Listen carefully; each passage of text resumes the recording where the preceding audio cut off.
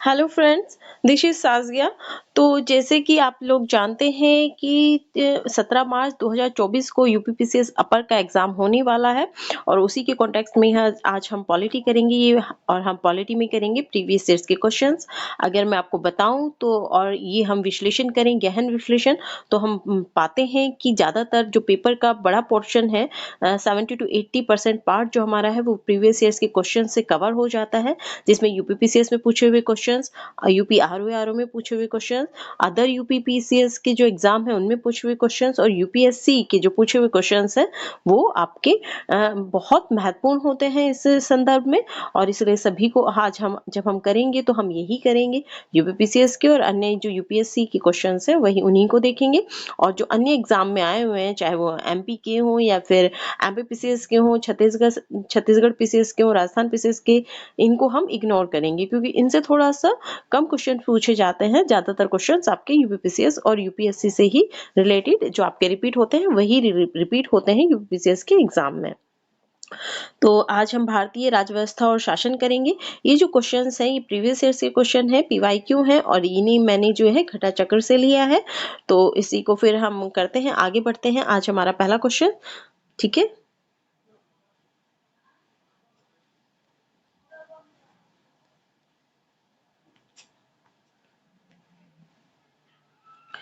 तो पहला पहला क्वेश्चन है कि निम्नलिखित में से किस अधिनियम में कलकत्ता में सर्वोच्च न्यायालय की स्थापना का प्रावधान किया गया था? तो निम्नलिखित में से किस अधिनियम में कलकत्ता में सर्वोच्च न्यायालय की स्थापना का प्रावधान किया गया था? तो ऑप्शन है रेगुलेटिंग एक्ट 1773 और पिट्स इंडिया एक्ट 1784, पिट का भारत अधिनियम भी कहते हैं इसको, चार्टर एक्ट 1813 और चार्टर एक्ट 1833। तो इसमें आंसर होगा ए। कलकत्ता में सर्वोच्च न्यायालय की जो स्थापना का प्रावधान किया गया था वो रेगुलेटिंग एक्ट 1773 1773 में के थ्रू किया गया था, ठीक है। तो यहाँ इसके एक्सप्लेनेशन भी देख सकते हैं कि 1773 में कलकत्ता में सर्वोच्च न्यायालय की स्थापना की गई थी और स्थापना का प्रावधान किया गया था और इसकी स्थापना 1774 में की गई थी। एक्चुअली रेगुलेटिंग एक्ट 1773 के माध्यम से इसका प्रावधान था। और अगर स्थापना की बात की आए कि कलकत्ता में सर्वोच्च न्यायालय की स्थापना कब हुई, तो वो हुई थी 1774 में, यानी कि एक साल बाद, अर्थात एक साल बाद 1774 में की गई। और सर एलिजा इम्फे इसके प्रथम मुख्य न्यायाधीश थे, एलिजा इम्फे। और इसमें 3 अन्य सदस्य भी थे, ठीक है। और इसमें एलिजा इम्फे इसके प्रमुख मुख्य न्यायाधीश थे।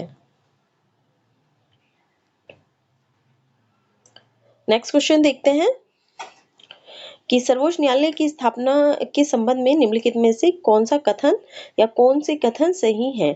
तो कलकत्ता में सर्वोच्च न्यायालय की स्थापना 1773 के रेगुलेटिंग एक्ट द्वारा की गई थी, ये बात सही है। और तो और दूसरा स्टेटमेंट जो है वो है कि लेमेस्टर इस न्यायालय के मुख्य न्यायाधीश थे, तो ये कथन आपका गलत है और ये सही है। तो इसमें आंसर केवल होगा 1, ठीक है। इसमें आंसर केवल 1 होगा क्योंकि हमने देखा लेमेस्टर इसके मुख्य न्यायाधीश नहीं थे, बल्कि कौन थे, तो एलिजा इम्फे, सर एलिजा इम्फे। और ये क्वेश्चन यूपी आरओ में पूछा गया था 2016 में। नेक्स्ट क्वेश्चन करते हैं। सूची 1 को सूची सेकंड से सुमेलित करना है, मिलान करना है, ठीक है। और तो इसमें देखते हैं कि नियंत्रण परिषद की स्थापना, नियंत्रण ये बोर्ड ऑफ कंट्रोल की जो स्थापना की गई थी वो कब की गई थी? तो वो की गई थी पिट्स का भारतीय अधिनियम 1784 में, पिट्स का भारतीय अधिनियम 1784 में, ठीक है। और सर्वोच्च न्यायालय की स्थापना अभी हमने देखा नियामक अधिनियम 1773 में, ठीक।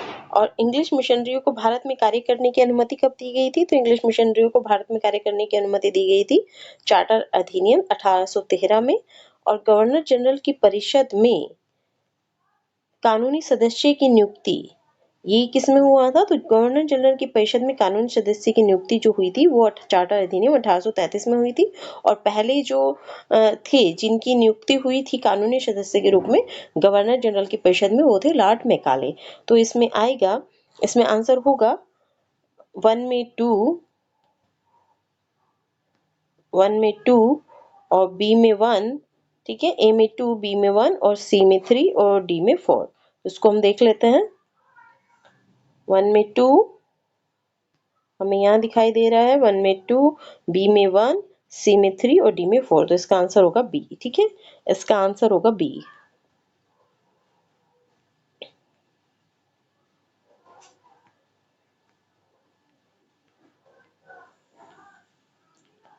नेक्स्ट क्वेश्चन देखते हैं कि निम्नलिखित में से किससे या किनसे भारत में अंग्रेजी शिक्षा की नींव पड़ी। ठीक है, किनसे भारत में या किससे भारत में अंग्रेजी शिक्षा की नींव पड़ी। ठीक, तो इसमें ऑप्शन है 1813 के चार्टर एक्ट। ठीक है, फिर दूसरा है general committee of public instructions 1823। ठीक है, फिर 3 है प्राच्यविद व आंगलविद विवाद। आंगलविद विवाद।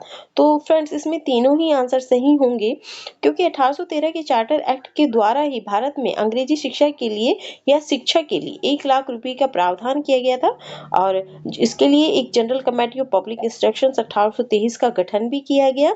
और जब शिक्षा के विस्तार की बात आई तो ये विवाद शुरू हुआ कि प्राच्यविद और आंगलविद विवाद शुरू हुआ। प्राच्यविद और आंगलविद विवाद ये था कि शिक्षा मातृभाषा में दी जाए या अंग्रेजी शिक्षा का प्रसार किया जाए। तो शिक्षा इसमें दो दो जो सदस्य थे वो 2 भागों में बँट गए। कुछ का कहना था कि इस शिक्षा जो है वो मातृभाषा और प्राचीन संस्कृति को ध्यान में रखकर दी जाए, और जैसे हिंदी वगैरह और ये जो अन्य जो मातृभाषाएं हैं वो भारत की। और कुछ सदस्यों का कहना था कि ना नहीं, शिक्षा जो है वो अंग्रेजी भाषा में दी जाए। ठीक है, तो इसे ही प्राच्यविद और आंगलविद विवाद कहा गया है। तो ये तीनों ही आंसर इसमें सही होंगे। तो इसमें ऑप्शन होगा डी, 1, 2, 3। इसकी एक्सप्लेनेशन देख लेते हैं हम। ठीक है, तो ईस्ट इंडिया कंपनी ने ओरिएंटल शिक्षा की प्रचलित प्रणाली को हतोत्साहित किया। ठीक है, और पश्चिमी शिक्षा और अंग्रेजी भाषा को बढ़ावा दिया। ओरिएंटल शिक्षा यानी कि प्राच्य शिक्षा, जो कि आपकी मातृभाषा और प्राचीन संस्कृति पर आधारित थी। और इन्होंने ईस्ट इंडिया कंपनी ने पश्चिमी शिक्षा और अंग्रेजी भाषा को बढ़ावा दिया।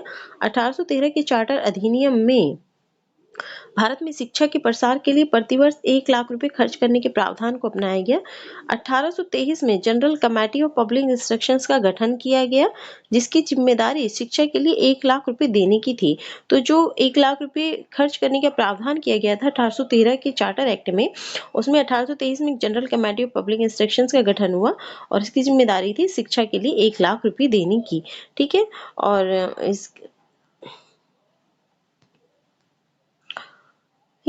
और समिति में 10 यूरोपीय सदस्य थे। ये 1823 में general committee of public instruction में 10 यूरोपीय सदस्य थे, जिसके अध्यक्ष थे लॉर्ड मैकाले। ठीक, general committee of public instructions के जो अध्यक्ष थे वो लॉर्ड मैकाले थे। और इसके बाद governor general Lord William Cavendish Bentinck के शासन काल में 7 मार्च 1835 को लॉर्ड मैकाले के प्रस्ताव को स्वीकृत कर अंग्रेजी को उच्च शिक्षा का माध्यम मान लिया गया, क्योंकि लॉर्ड मैकाले जो थे उन्होंने कहा कि अंग्रेजी को ही उच्च शिक्षा का माध्यम बनाया जाना चाहिए। भारत में आंगल यानी कि एंग्लिसिस्ट शिक्षा के समर्थकों के नेता जो थे वो ट्रेवलियन थे। मैंने बोला था ना कि यूरोपीय जो सदस्य थे वो इस समिति के जो सदस्य थे 2 भागों में बट गए थे। एक प्राच्यविद कहलाए और एक कहलाए आपके आंगलविद यानी कि एंग्लिसिस्ट और ओरिएंटलिस्ट। तो जो एंग्लिसिस्ट थे वो थे ट्रेवलियन। जो एंग्लिसिस्ट थे वो कौन थे? तो वो ट्रेवलियन थे। जबकि एच.टी. प्रिंसिप जो थे वो ओरिएंटलिस्ट थे, यानी कि प्राच्य शिक्षा के समर्थकों के नेतृत्व करता थे। प्राच्य शिक्षक के समर्थक थे वो कौन? एच.टी. प्रिंसिप। ये ओरिएंटलिस्ट थे और एंग्लिसिस्ट ट्रेवलियन थे। नेक्स्ट क्वेश्चन है, किस अधिनियम के द्वारा ब्रिटिश संसद ने चाय और चीन के साथ व्यापार को छोड़कर ईस्ट इंडिया कंपनी के भारत के साथ व्यापारिक एकाधिकार को समाप्त कर दिया था? तो ये 1813 का अधिनियम था, 1813 का चार्टर अधिनियम, जिसके माध्यम से ब्रिटिश संसद ने चाय और चीन के साथ व्यापार को छोड़कर ईस्ट इंडिया कंपनी का जो भारत के साथ व्यापारिक एकाधिकार था वो समाप्त कर दिया था। अब ईस्ट इंडिया कंपनी केवल चाय का व्यापार कर सकती थी और चीन के साथ, अगर देशों में देखा जाए तो चीन के साथ व्यापार कर सकती थी। चाय और चीन, कई बार देखिए फ्रेंड्स, इस क्वेश्चन को थोड़ा वर्गलाने के लिए, थोड़ा मतलब कंफ्यूज करने के लिए इसमें दे दिया जाता है चाय और चीनी के साथ व्यापार को छोड़कर। इस तरह से घुमा के क्वेश्चन पूछा जाता है। तो चाय और चीनी नहीं है, चाय का व्यापार है और देशों में अगर देखा जाए तो चीन के साथ व्यापार है। ठीक है, चाय के का व्यापार और चीन के साथ व्यापार को छोड़कर बाकी ईस्ट इंडिया कंपनी का भारत के साथ व्यापारिक अधिकार को समाप्त कर दिया गया था। तो चाय और चीन में ध्यान रखना है कि चीन है, चीनी नहीं है। कई बार क्वेश्चन में पूछा गया है चाय और चीनी। ठीक है, तो ये 1813 के चार्टर अधिनियम के माध्यम से आया और फिर 1833 के चार्टर अधिनियम में चाय और चीन का जो व्यापार ईस्ट इंडिया कंपनी को दिया गया था वो भी छीन लिया गया। यानी 1813 में ही चाय और चीन का के साथ अधिकार दिया गया और 1833 के चार्टर अधिनियम में यह अधिकार भी छीन लिया गया और केवल ईस्ट इंडिया कंपनी अब केवल एक प्रशासनिक इकाई बनकर रह गई, प्रशासनिक और सैन्य इकाई। ठीक है, और इसने व्यापारिक इकाई के तौर पर उसका कार्य समाप्त हुआ 1833 में। तो इस तरह का क्वेश्चन आए तो ये भी ध्यान रखना है। तो नेक्स्ट क्वेश्चन करते हैं हम। नेक्स्ट क्वेश्चन है कि चार्टर एक्ट 1813 के संबंध में निम्नलिखित कथनों पर विचार कीजिए। तो पहला है कि इसने भारत में ईस्ट इंडिया कंपनी के व्यापारिक एकाधिपत्य को चाय का साथ का व्यापार और चीन के साथ व्यापार को छोड़कर समाप्त कर दिया। तो ये सही है। ठीक है, और दूसरा है कि इसने कंपनी द्वारा अधिकार में लिए गए भारतीय राज्य क्षेत्रों पर ब्रिटिश राज की संप्रभुता को सुदृढ़ कर दिया। ठीक, तीसरा है भारत का राजस्व ब्रिटिश संसद के नियंत्रण में आ गया। तो फ्रेंड्स, इसमें केवल जो है हमारा ये जो थर्ड स्टेटमेंट है ये गलत है कि भारत का राजस्व ब्रिटिश संसद के नियंत्रण में आ गया, ऐसा नहीं था। 1813 के एक्ट तक तो ऐसा नहीं था। ठीक है, और ये कि इसने कंपनी द्वारा अधिकार में लिए गए भारतीय राज्य क्षेत्रों पर ब्रिटिश राज या ब्रिटिश क्राउन की संप्रभुता को सुदृढ़ कर दिया, ये स्टेटमेंट सही है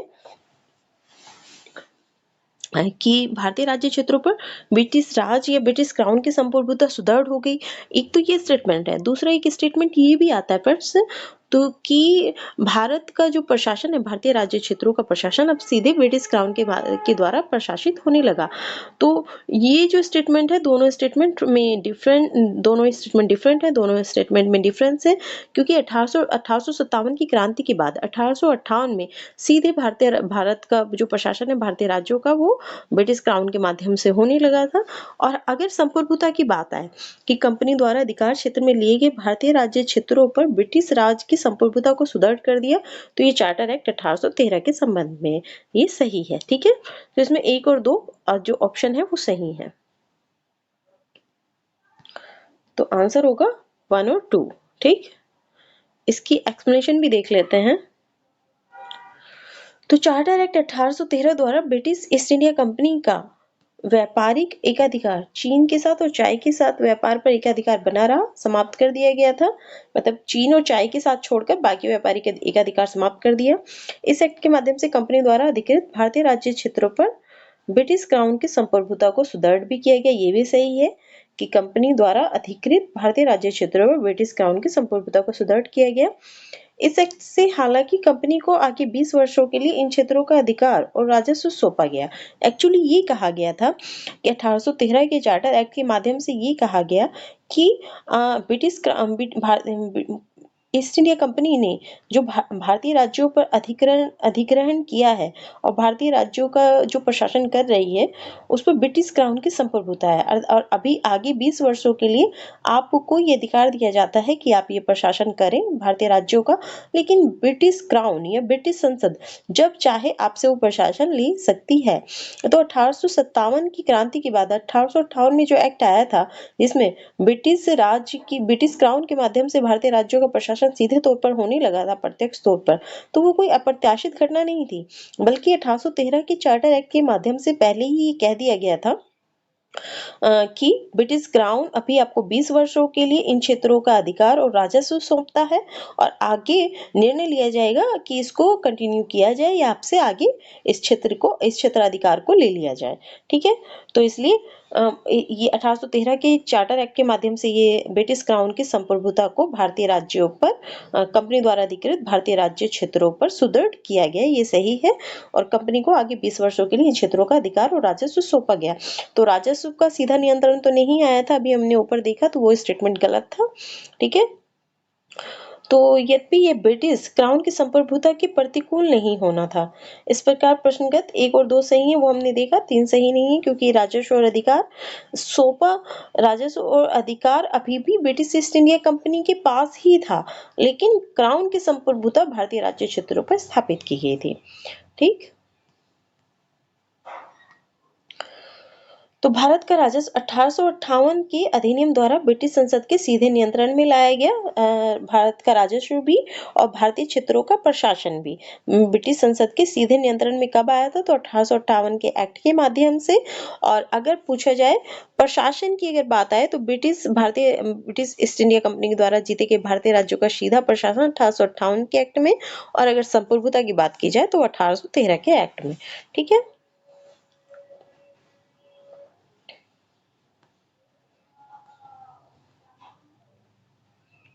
नेक्स्ट क्वेश्चन करते हैं, किस अधिनियम ने भारतवासियों को अपने देश के प्रशासन में कुछ हिस्सा लेना संभव बनाया? ठीक है, कुछ हिस्सा लेना संभव बनाया, तो चार्टर एक्ट 1833 के माध्यम से भारतवासियों को अपने देश के प्रशासन में कुछ हिस्सा लेना संभव बनाया गया। देख लेते हैं इसके एक्सप्लेनेशन। तो चार्टर एक्ट 1833 की धाराओं में सबसे महत्वपूर्ण धारा क्या थी, तो 87। क्यों थी ये महत्वपूर्ण 1833 की धारा? क्योंकि इसमें कहा गया था कि किसी भी भारतीय अथवा क्राउन की देशज प्रजा को अपने धर्म, जन्म स्थान, वंशानुक्रम, वर्ण यानी कलर और इनमें से किसी एक कारणवश कंपनी के अधीन पद अथवा सेवा के अयोग्य नहीं माना जा सकेगा। तो हमें ये धारा याद नहीं करनी है, हमें क्या याद करना है, चार्टर एक्ट 1833। तो चार्टर एक्ट 1833 में कहा गया कि किसी भी भारतीय अथवा क्राउन की देशज प्रजा को अपने धर्म के आधार पर, जन्म स्थान के आधार पर, वंशानुक्रम के आधार पर, वर्ण के आधार पर, इनमें से किसी एक कारणवश कंपनी के अधीन पद अथवा सेवा के योग्य नहीं माना जा सकेगा। कालांतर में राजनीतिक आंदोलन में 1833 की ये धारा प्रशासन में भागीदारी हेतु मुख्य आधार बनी। ठीक है, तो 1833 के एक्ट में ही जो ये स्पष्ट कर दिया गया था कि कोई भी भारतीय, ठीक है, कोई भी भारतीय अपने धर्म के स्थान पर, जन्म स्थान के आधार पर, वंशानुक्रम और वर्ण के आधार पर कंपनी के अधीन की कोई पद अथवा सेवा के अयोग्य नहीं माना जाएगा, बल्कि चाहेगा तो कंपनी के अधीन किसी भी पद को धारण कर सकता है, सेवा दे सकता है अपनी। ठीक है, और आगे प्रशासन में यही भागीदारी का मुख्य आधार बनी भारतीयों की। नेक्स्ट क्वेश्चन नंबर 7 था ये हम, तो हम क्वेश्चन नंबर 8 करेंगे अभी। एक्चुअली ये जो टॉपिक था संवैधानिक विकास, उसका ये क्वेश्चन नंबर 7 था, और अब हम करेंगे नेक्स्ट क्वेश्चन, और ये ठीक है, तो नेक्स्ट है कि निम्नलिखित में से किस अधिनियम के अंतर्गत भारतीय विधान परिषद को बजट पर बहस करने की शक्ति प्राप्त हुई? निम्नलिखित में से किस अधिनियम के अंतर्गत भारतीय विधान परिषद को बजट पर बहस करने की शक्ति प्राप्त हुई? तो ये है भारतीय परिषद अधिनियम 1861, भारत परिषद अधिनियम 1892, तो भारत परिषद अधिनियम 1909 और भारत शासन अधिनियम 1919। तो इसमें आंसर होगा बी, भारत परिषद अधिनियम 1892 के तहत भारतीय विधान परिषद को बजट पर बहस करने की शक्ति प्राप्त हुई। ठीक है,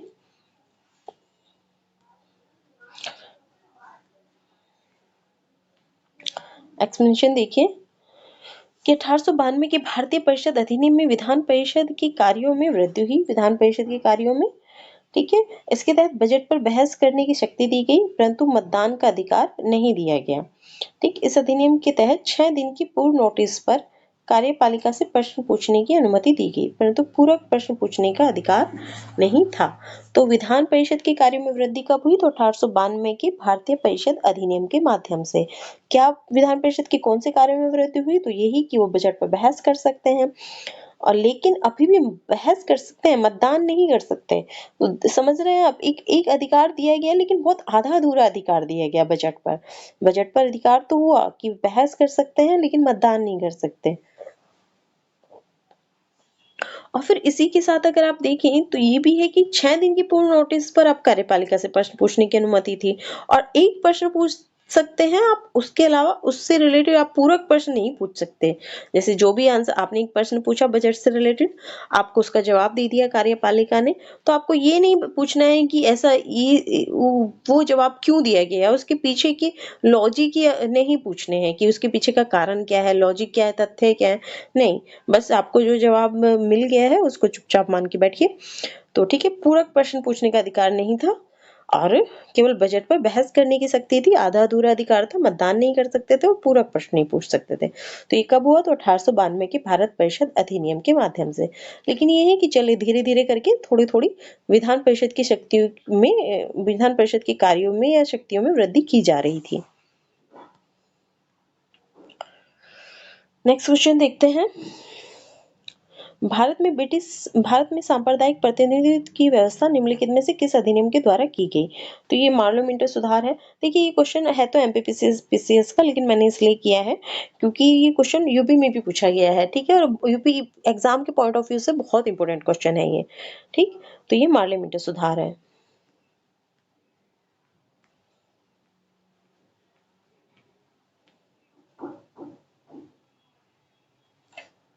नेक्स्ट क्वेश्चन है, निम्नलिखित में से किस अधिनियम द्वारा भारत में संघीय न्यायालय की स्थापना की गई? तो संघीय न्यायालय की जो स्थापना है भारत में कब की गई? भारत परिषद अधिनियम 1861, भारत सरकार अधिनियम 1909 और भारत सरकार अधिनियम 1919। तो जहां तक मुझे याद है संघीय न्यायालय की स्थापना 1935 के अधिनियम में की गई थी। तो इनमें से जो आंसर आएगा वो डी है, उपर्युक्त में से कोई नहीं, ठीक है। एक्सप्लेनेशन देख लेते हैं। भारत में संघीय न्यायालय की स्थापना 1 अक्टूबर 1937 को भारत सरकार अधिनियम 1935 के अंतर्गत की गई थी, ठीक है फ्रेंड। तो भारत सरकार 1935 के अंतर्गत की गई थी, प्रावधान आया था भारत सरकार अधिनियम 1935 के अंतर्गत संघीय न्यायालय की स्थापना का। लेकिन जो स्थापना हुई वो कब हुई? तो 1 अक्टूबर 1937 को, यानी कि 2 साल बाद, ऑलमोस्ट दो ढाई साल बाद ही हुई, 1 अक्टूबर 1937 को। इसके प्रथम मुख्य न्यायाधीश थे सर मॉरिस कवेयर थे। और जो कलकत्ता में सर्वोच्च न्यायालय की स्थापना हुई थी 1773 के रेगुलेटिंग एक्ट के माध्यम से 1774 में, उसके मुख्य न्यायाधीश कौन थे? तो सर एलिजा इम्फे। और जो 1 अक्टूबर 1937 को हुई वो उसके मुख्य न्यायाधीश कौन थे संघीय न्यायालय के? तो वो थे सर मॉरिस कवेयर। तो दोनों की याद रखनी है और दोनों में कंफ्यूज नहीं होना है। वो सर्वोच्च न्यायालय था और ये संघीय न्यायालय, ठीक है। और सर मॉरिस गवेयर थे 1 अक्टूबर 1937 को जो संघीय न्यायालय स्थापना हुई थी उसके मुख्य न्यायाधीश मॉरिस गवेयर, ठीक। नेक्स्ट क्वेश्चन, भारत का संघीय न्यायालय निम्नलिखित में से किस वर्ष स्थापित हुआ? देखिए पूछ लिया गया। तो 1937 में, तो 2 साल बाद स्थापित हुआ था 1937 में, 1 अक्टूबर 1937 में। प्रावधान किसमें किया गया था? तो भारत सरकार अधिनियम 1935 में। नेक्स्ट क्वेश्चन, केंद्र में द्वैत शासन किस अधिनियम के अंतर्गत स्थापित किया गया? केंद्र में द्वैत शासन, तो केंद्र में द्वैत शासन जो आया था भारत सरकार अधिनियम 1935 के तहत आया था। और अगर प्रांतों में द्वैत शासन की बात की जाए तो वो आया था भारत सरकार अधिनियम 1919 के तहत प्रांतों में। और केंद्र में आया था भारत सरकार अधिनियम 1935 के तहत और प्रांतों में 1919 में, ठीक है।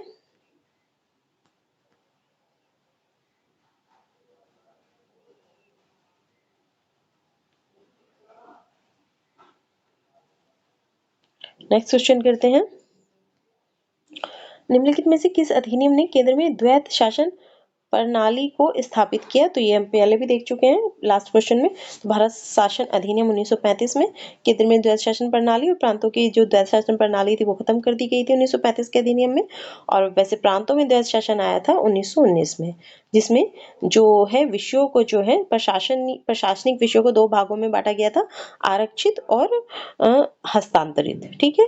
आरक्षित विषयों पर गवर्नर और उसकी कार्यपालिका का क्षेत्राधिकार था और हस्तांतरित विषयों पर जो है विधान परिषद का क्षेत्राधिकार था।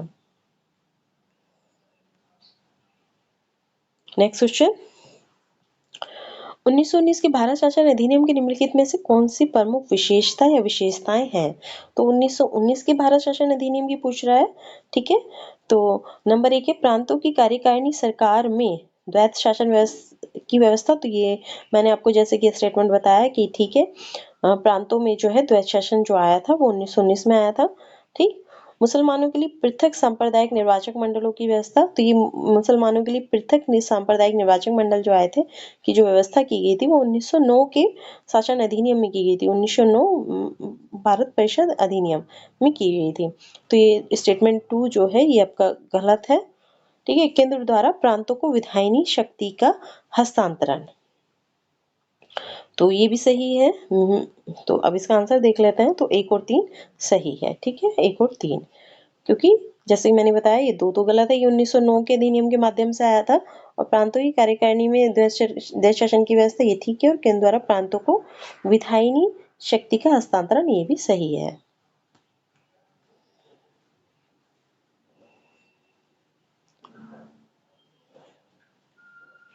देखिए फ्रेंड, जिसकी एक्सप्लेनेशन मुझे सही लगेगी, ज़रूरी लगेगी, कि मुझे लगेगा कि वो बताई जानी ज़रूरी है, तो वो एक्सप्लेनेशन मैं रीड करूँगी और उस एक्सप्लेनेशन के अलावा बाकी अन्य चीज़ें भी मैं आपको बताती हुई चलूँगी।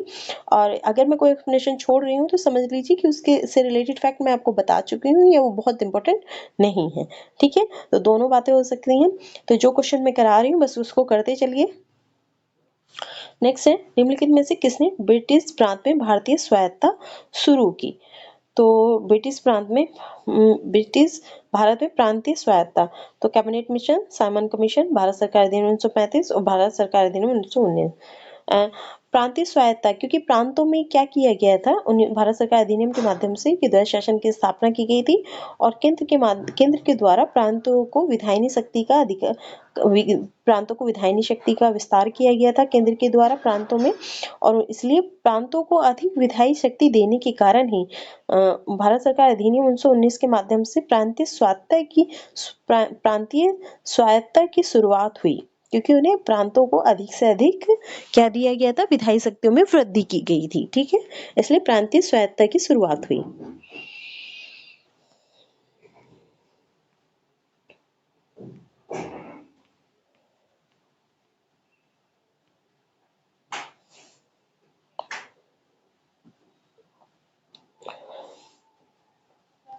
तो इसकी एक्सप्लेनेशन देखिए, ब्रिटिश भारत में प्रांतीय स्वायत्तता की शुरुआत जो हुई प्रारंभिक रूप से भारत सरकार अधिनियम 1919 से शुरू हुई, जिसे 1935 के भारत सरकार अधिनियम से विस्तारित और स्थापित किया गया, ठीक है।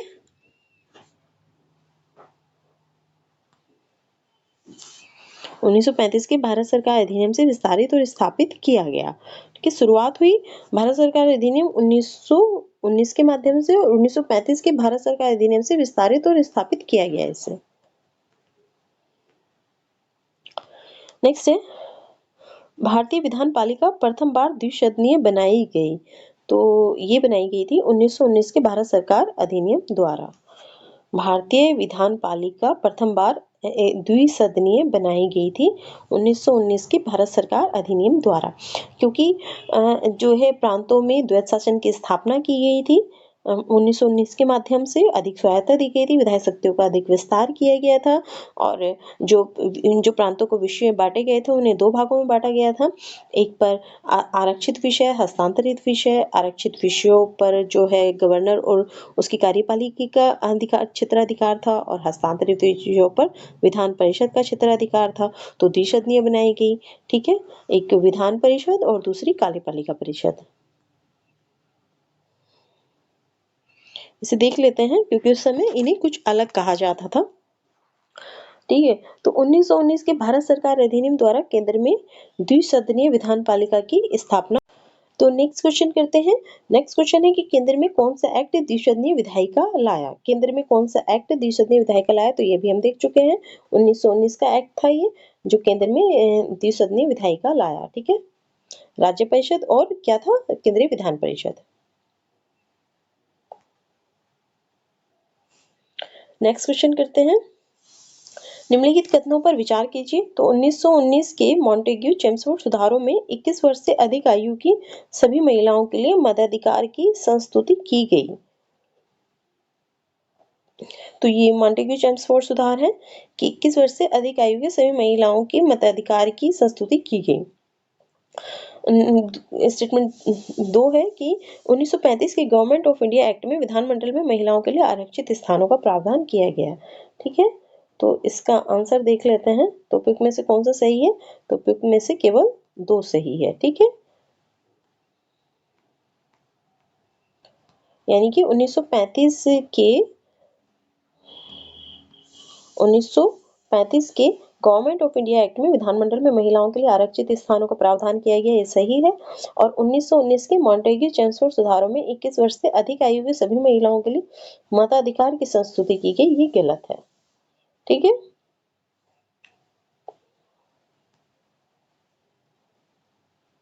इसकी एक्सप्लेनेशन देख लेते हैं। तो मॉन्टेग्यू चेम्सफोर्ड सुधारों के रूप में अभिहित भारत सरकार अधिनियम 1919 के द्वारा महिलाओं को मताधिकार प्रदान किया गया था। ठीक है, मॉन्टेग्यू चेम्सफोर्ड सुधार कब आए? तो 1917 में। ठीक है, मॉन्टेग्यू चेम्सफोर्ड सुधार कब दिए गए? तो 1917 में। लेकिन उन सुधारों के अनुरूप क्या आया? भारत सरकार अधिनियम 1919। इसमें महिलाओं को मताधिकार प्रदान किया गया था, परंतु यह सीमित वर्ग की महिलाओं के लिए ही था। ठीक है, तो महिलाओं को मताधिकार दिया तो गया 1919 के माध्यम से, परंतु ये सीमित वर्ग की महिलाओं के लिए ही था और सभी महिलाओं के लिए वयस्क मताधिकार पर आधारित नहीं था। ठीक है, और तो इसलिए ये कथन जो है, स्टेटमेंट जो है ऊपर गलत हो जाता है। ठीक, दूसरा स्टेटमेंट देखते हैं कि 1935 के भारत सरकार अधिनियम द्वारा सांप्रदायिक निर्वाचन प्रणाली का विस्तार करते हुए दलित वर्गों, महिलाओं और श्रमिकों के लिए पृथक निर्वाचन मंडलों का प्रावधान करते हुए विधानमंडल में स्थान आरक्षित किए गए थे। तो आप इसे एक प्रोग्रेसिव अप्रोच मत मानिए, इनकी नियत में खोट था। मतलब महिलाओं के लिए आज हम आरक्षण की बात करते हैं, वो बात सही है, होना भी चाहिए राजनीतिक आरक्षण, लेकिन उस समय जो ब्रिटिश सरकार की मंशा थी, वो उनको केवल सांप्रदायिक निर्वाचन प्रणाली का विस्तार करना चाहते थे। इसलिए उन्होंने दलित वर्गों को भी में भी सांप्रदायिक निर्वाचन प्रणाली का विस्तार किया, महिलाओं में भी के लिए भी और श्रमिकों के लिए भी, और उनके लिए महिलाओं के लिए, श्रमिकों के लिए, दलित वर्गों के लिए पृथक निर्वाचन मंडलों का प्रावधान किया। ठीक है, उसके इसी के आधार पर उन्होंने विधानमंडल में स्थान आरक्षित किए। तो लेकिन वहां पे वो स्टेटमेंट सही है। ठीक है, तो कभी अगर स्टेटमेंट इस तरह से पूछा जाए कि महिलाओं के लिए स्थान आरक्षित करने का प्रोग्रेसिव विचार था ये, तो आपको ये ध्यान देना है कि प्रोग्रेसिव नहीं था, बल्कि क्या था, ये सांप्रदायिक निर्वाचन प्रणाली का विस्तार करना चाहती थी जो ब्रिटिश गवर्नमेंट है भारत में। ठीक है, और अगर 1919 के लिए की मताधिकार की 1919 की भारत सरकार अधिनियम की बात आए, तो महिलाओं को मताधिकार दिया गया था, लेकिन केवल सीमित वर्ग की महिलाओं के लिए ही। ठीक है, वैश्य मताधिकार नहीं था, तो ये भी ध्यान रखना है। तो 1900 भारत सरकार अधिनियम 1919 के माध्यम से कई चीजें की गई, जैसे प्रांतों में द्वैध शासन आया, केंद्र में द्विसदनीय विधायिका आई, फिर महिलाओं को भी मताधिकार दिया गया, सीमित वर्ग की महिलाओं को ही। ठीक है, तो ये सारी चीजें ध्यान रखनी है।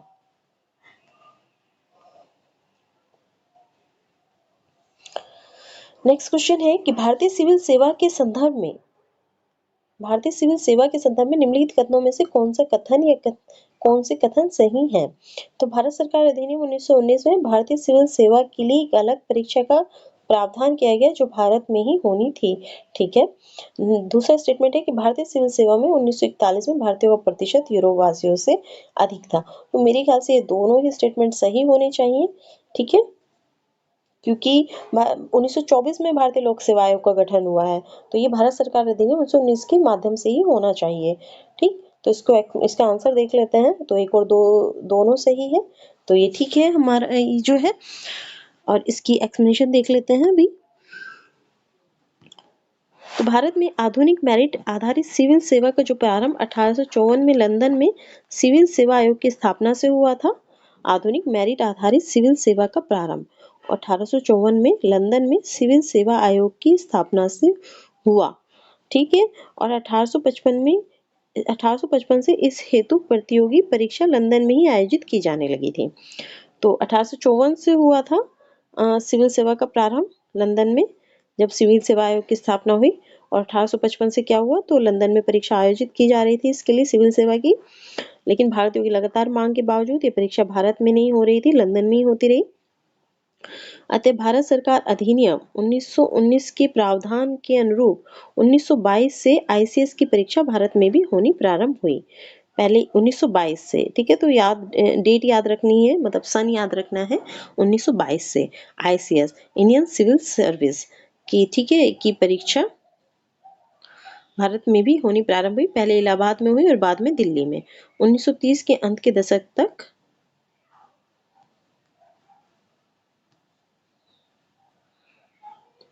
तो पहले की परीक्षा तो आईसीएस की परीक्षा 1922 से भारत में होनी प्रारंभ हुई, पहले इलाहाबाद में और बाद में दिल्ली में। 1930 के दशक के अंत तक यूरोपवासियों की उपलब्धता भारतीय सिविल सेवा में कम होती गई और सेवा में 1941 तक स्पष्ट रूप से भारतीयों का प्रतिशत यूरोपवासियों से अधिक हो चुका था। देखिए, अगर आप जानते होंगे, भारतीय लोग बहुत जुझारू होते हैं, उनमें मेहनत करने का बहुत जुनून होता है। हालांकि यहाँ की जो जलवायु है वो गर्म जलवायु है और यहाँ दार्शनिक, हर व्यक्ति दार्शनिक होता है, लेकिन फिर भी भारतीय बहुत बहुत जुझारू होते हैं, बहुत मेहनती होते हैं और अपना स्थान, उन्हें बस एक मौका मिलने की देर है। उन्हें उन प्रयास उनके उच्च स्तर के होते हैं। अगर मौका मिले तो वो कुछ भी कर जाएंगे। मौका और साधन, साधन भी बहुत जरूरी है, बिना साधन के आप क्या ही कर पाएंगे। तो मौका और साधन अगर उन्हें मिले तो कुछ भी कर जाते हैं। तो जब तक ये परीक्षा लंदन में हो रही थी, ठीक है, तो भारतीयों के लिए मुश्किल था। भाई, लंदन हर कोई तो नहीं जा सकता। अभी भी लंदन जाना आज के टाइम में भी बड़ी बात है, लंदन जाकर पढ़ाई करना, तो उस समय तो और भी बड़ी बात होगी। तो अब देखिए, जब से ये 1922 से ये आईसीएस की परीक्षा भारत में होने लगी, तो 1930 तक ये हालात थे कि यूरोप वासियों की जो थी उपलब्धता थी, मतलब यूरोप वासियों की जो संख्या थी, वो भारतीय प्रशासनिक व्यवस्था में कम होती चली गई। भारतीय प्रशासनिक व्यवस्था में भारतीयों की संख्या ज्यादा होती चली गई, क्योंकि अब ज्यादा से ज्यादा भारतीय उसमें भाग ले रहे थे, उसको परीक्षा को compete कर रहे थे। तो भारतीय बहुत जुझारू और बहुत मेहनती हैं। तो इसलिए अपने ऊपर विश्वास रखिए। आप वो कर सकते हैं जो अन्य नहीं कर सकता। ठीक है, वैसे तो कोई भी मेहनत करे तो सभी कुछ कर सकते हैं, लेकिन आप अपने ऊपर विश्वास रखिए। भारतीयों में बहुत जुझारूपन, बहुत मेहनती होते हैं। तो ठीक है, तो एग्जाम पे फोकस रखना है। नेक्स्ट क्वेश्चन करते हैं। नेक्स्ट क्वेश्चन है कि केंद्रीय विधानसभा का निम्नलिखित में से कौन सा निर्वाचन भारत शासन अधिनियम 1919 के तहत हुए। ठीक है, तो ये केंद्रीय विधानसभा के निम्नलिखित में से कौन सा निर्वाचन भारत शासन अधिनियम 1919 के तहत हुए। तो 1926, 1937, 1945। एक डी ऑप्शन और होना चाहिए, वो और देख लेते हैं। ओके,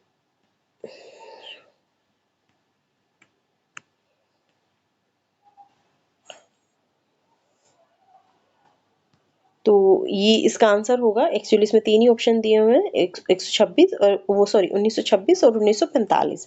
1937 के क्यों नहीं हुए? 1937 के चुनाव क्यों नहीं हुए? केंद्रीय विधानसभा के निम्नलिखित में से कौन सा निर्वाचन भारत शासन अधिनियम 1919 के तहत हुआ। तो 1926 का और 1945 का। ठीक है, ओके, 1937 का चुनाव इसके तहत नहीं हुआ। ठीक है, निर्वाचन भारत शासन अधिनियम 1919 के तहत नहीं हुआ। तो देख लेते हैं, इसकी एक्सप्लेनेशन देखते हैं तो थोड़ा डिटेल मिल जाएगी।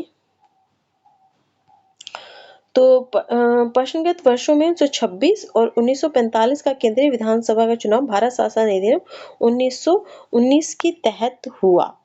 ठीक है, और हाँ, तो 1926 का हुआ, 1945 का हुआ। 1937 का इसलिए नहीं हुआ क्योंकि 1900, इसमें एक्सप्लेनेशन नहीं दी हुई है, लेकिन थोड़ा डिटेल में बता देती हूँ। 1937 का इसलिए नहीं हुआ कि 1935 भारत शासन अधिनियम 1935 के तहत हुआ था 1937 का चुनाव।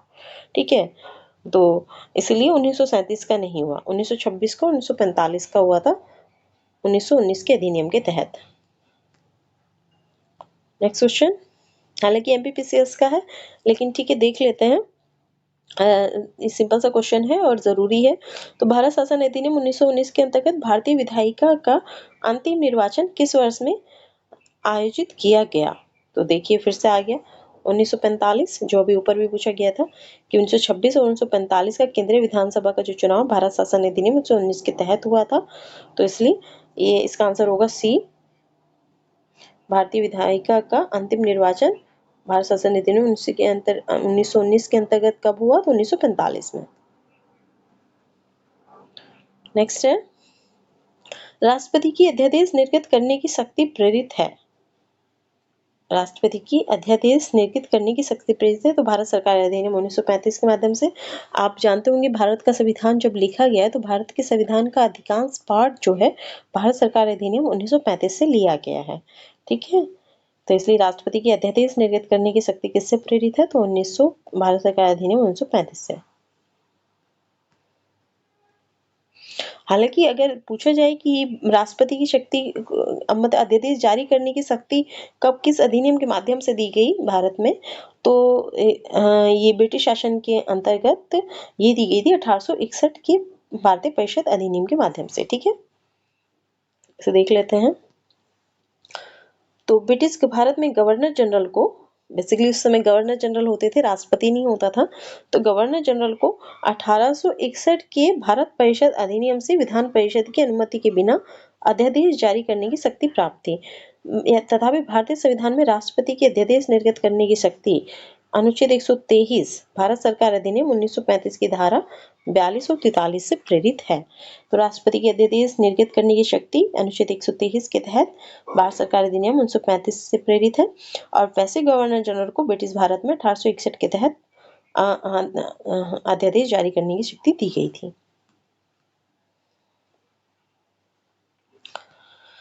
तो नेक्स्ट है, निम्नलिखित में से किस अधिनियम द्वारा संवैधानिक निरंकुशता का सिद्धांत प्रवृत्त किया गया था। संवैधानिक निरंकुशता का सिद्धांत, तो 1919 के भारत काउंसिल अधिनियम या 1909 का या 1919 का भारत सरकार अधिनियम, 1935 का भारत सरकार अधिनियम, 1947 का भारतीय स्वतंत्रता अधिनियम। तो इसमें आंसर होगा सी, 1935 का भारत सरकार अधिनियम के द्वारा संवैधानिक निरंकुशता का सिद्धांत प्रवृत्त किया गया था। देख लेते हैं, संवैधानिक निरंकुशता का सिद्धांत भारत सरकार अधिनियम 1935 के द्वारा प्रवृत्त किया गया।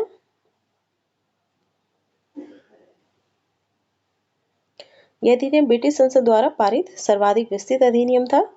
साथ ही भारत के लिए तैयार संवैधानिक प्रस्तावों में से सबसे जटिल दस्तावेज था। इसी अधिनियम में भारत संघ की स्थापना थी। संघीय न्यायपालिका जो 1937 में स्थापित हुई थी, केंद्र और राज्यों के मध्य शक्तियों का विभाजन की व्यवस्था की गई थी। तो संवैधानिक निरंकुशता का सिद्धांत कब दिया गया, तो भारत शासन अधिनियम 1935 द्वारा। ठीक है,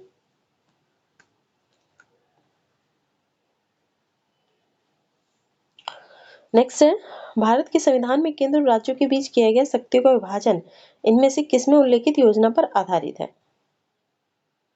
तो केंद्र और राज्यों के बीच किया गया शक्तियों का विभाजन, तो अभी अभी ने ऊपर भी पढ़ा, इसका आंसर होगा क्या, सी। इसका आंसर सी होगा, भारत सरकार अधिनियम 1935। ठीक है, केंद्र और राज्यों के बीच शक्तियों का विभाजन किसमें उल्लेखित योजना पर आधारित है, तो भारत सरकार अधिनियम 1935।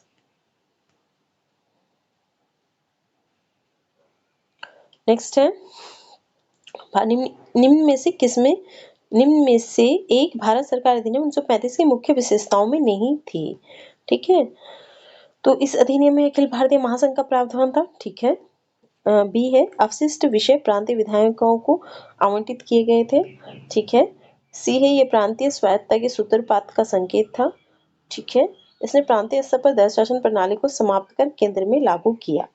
तो डी भी सही है, ये भी सही है, नहीं पूछा है। तो अवशिष्ट विषय प्रांतीय विधायकों को आवंटित किए गए थे, ये सही नहीं होना चाहिए। क्यों नहीं होना चाहिए, क्योंकि अवशिष्ट विषय ज्यादातर सरकारें जो है अपने अंतर्गत अपने क्षेत्राधिकार में रखती हैं। ठीक है, तो ये प्रांतीय विधायकों को तो नहीं दिए गए थे। ठीक, और तो इसको देख लेते हैं, इसका आंसर तो बी है, जैसे कि मैंने बताया बी है इसमें, कि अवशिष्ट विषय प्रांतीय विधायकों को आवंटित नहीं किए गए थे, क्योंकि अवशिष्ट शक्तियां आज भी भारत सरकार के अधीन है। ठीक, और उस समय भी ब्रिटिश भारत सरकार के अधीन थी। ठीक, हाँ, ये प्रांतीय स्वायत्तता के सूत्रपात का संकेत था, ये सही है, क्योंकि इसमें क्यों था सूत्रपात का संकेत, क्योंकि जैसे कि हमने पीछे भी देखा है कि प्रांतीय स्वायत्तता की जो शुरुआत हुई थी भारत सरकार अधिनियम 1919 के माध्यम से हुई थी, लेकिन उसको और अधिक विस्तारित कब किया गया था, तो 1935 के अधिनियम के माध्यम से। नेक्स्ट क्वेश्चन है, एक संघीय व्यवस्था और केंद्र में द्वैध शासन, एक संघीय व्यवस्था और केंद्र में द्वैध शासन भारत में लागू किया गया, तो ये भी हमने देखा, ये 1935 के माध्यम से था। केंद्र में द्वैत शासन, प्रांतों में द्वैत शासन की समाप्ति, प्रांतों को अधिक स्वायत्तता, ठीक है। और एक संघीय व्यवस्था, ये सब कब लागू किया था? 1935 के अधिनियम के द्वारा। नेक्स्ट क्वेश्चन,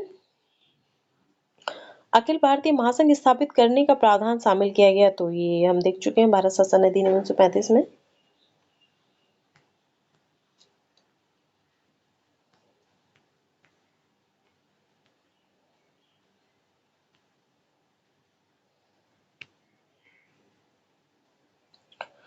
नेक्स्ट क्वेश्चन, निम्नलिखित में से किस एक अधिनियम ने भारत में संघीय शासन की व्यवस्था दी? तो ये रिपीट हुआ है क्वेश्चन, भारत सरकार अधिनियम 1935 में, ठीक।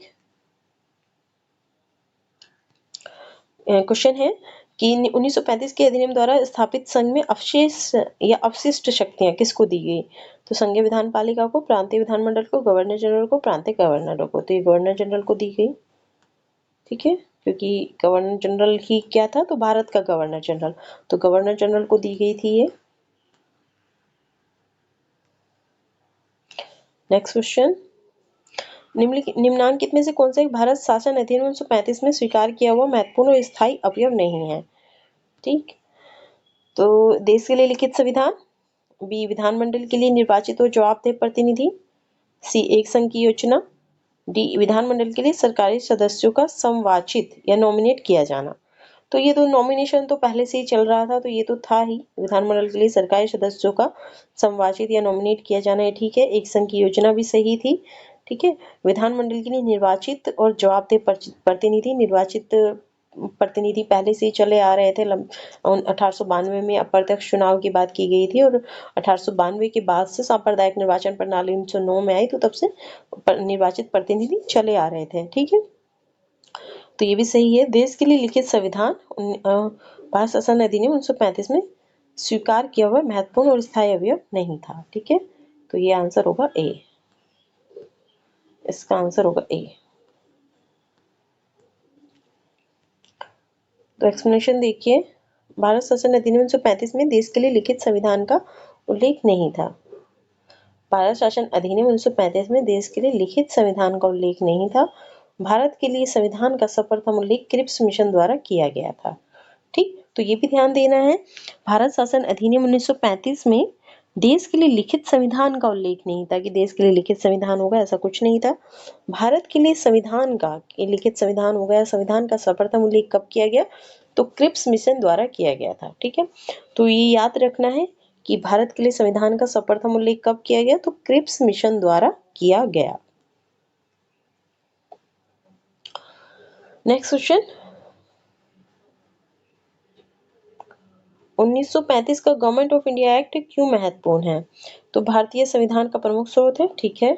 इसके द्वारा भारत को स्वतंत्रता मिली, यही गलत है, भारत को इसके द्वारा स्वतंत्रता नहीं मिली। भारत को स्वतंत्रता मिली थी 1947 के एक्ट के माध्यम से, ठीक है। इसमें भारत विभाजन उल्लेखित है, ठीक, और इसके द्वारा रियासत समाप्त हुई, तो ये भी गलत है, भारत विभाजन इसमें उल्लेखित नहीं था। 3 जून माउंटबेटन योजना में उल्लेखित था भारत विभाजन, इसके द्वारा भारतीय रियासतें, और 1947 में भी उल्लेखित था भारत विभाजन और इसके द्वारा रियासतें समाप्त हुई, ये भी गलत है। तो इसमें आंसर बस यही सही हो जाता है कि ये भारतीय संविधान का प्रमुख स्रोत है, ठीक है।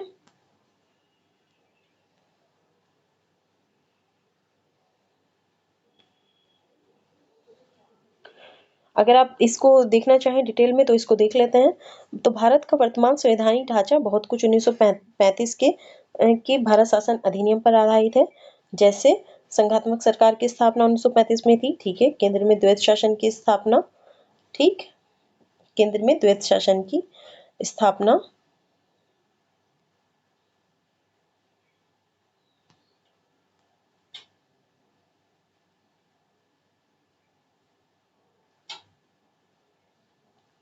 प्रांतों में द्वैत शासन के स्थान पर स्वायत्त शासन की स्थापना, ये भी सही है। द्विसदनीय केंद्रीय विधानमंडल, ये भी सही है। हालांकि द्विसदनीय केंद्रीय विधानमंडल आया कब था? तो 1909 के अधिनियम द्वारा, 1919 के अधिनियम द्वारा, ठीक है। 1909 नहीं, 1919 के अधिनियम द्वारा।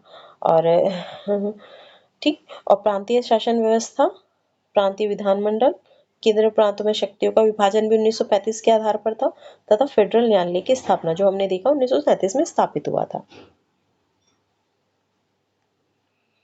नेक्स्ट क्वेश्चन, निम्नलिखित अधिनियम में से किस अधिनियम के फलस्वरूप बर्मा भारत से अलग हुआ? तो Indian council act 1909, government of India act 1919। तो मेरे ख्याल से ये सी आंसर होना चाहिए। एक बार इसको देख लेते हैं, तो सी ही है इसमें आंसर। ठीक है, तो गवर्नमेंट ऑफ इंडिया एक्ट 1935 के माध्यम से जो है बर्मा भारत से अलग हुआ था। गवर्नमेंट ऑफ इंडिया एक्ट 1935 के माध्यम से बर्मा भारत से अलग हुआ।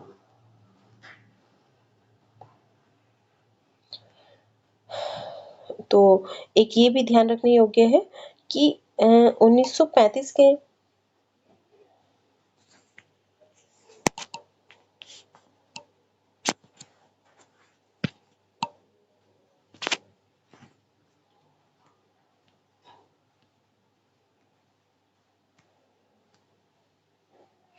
तो ये भी ध्यान रखने योग्य है कि गवर्नमेंट ऑफ इंडिया एक्ट जो है 1935 के प्रावधानों के अनुरूप 1937 में बर्मा को भारत से अलग किया गया। अगर प्रावधान आया तो 1935 के अधिनियम के माध्यम से, गवर्नमेंट ऑफ इंडिया एक्ट 1935 के माध्यम से, लेकिन अलग कब हुआ तो 1937 में। जिस तरह से संघीय न्यायालय की इस व्यवस्था प्रावधान था 1935 के अधिनियम में, लेकिन स्थापना कब हुई तो 1 अक्टूबर 1937 को।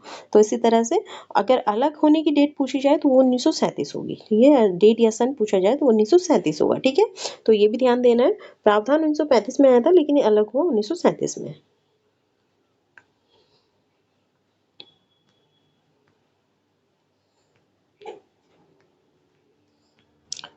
तो फ्रेंड्स, आज का जो है हम अपना ये यहीं पर समाप्त करते हैं, और नेक्स्ट हमारा जो टॉपिक होगा वो संविधान सभा और संविधान निर्माण प्रक्रिया से रिलेटेड होगा।